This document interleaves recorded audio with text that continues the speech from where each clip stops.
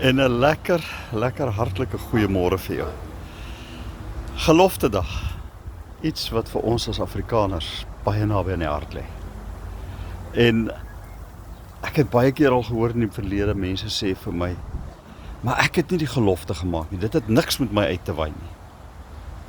My vraag vanmôre aan jou is: wanneer laas het jy voor God 'n gelofte gemaak? Wanneer laas het jy besluit geneem om te sê my keuse is om God te vertrou en om God te kan vertrou en om aan God sekere geloftes en beloftes toe na die Here toe te gaan en sê, Here, ek beloof hierdie ding en ek sal hierdie ding doen.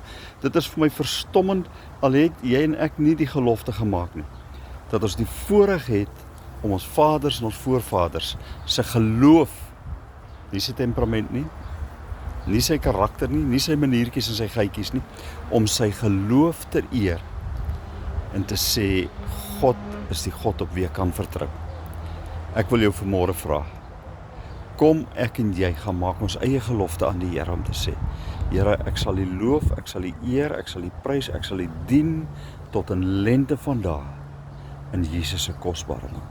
Here, help ons om U al hoe meer te loof en te eer as ons verlosser en ons Here. Amen. Jy moet 'n baie geseënde geloftedag hê. Bye bye.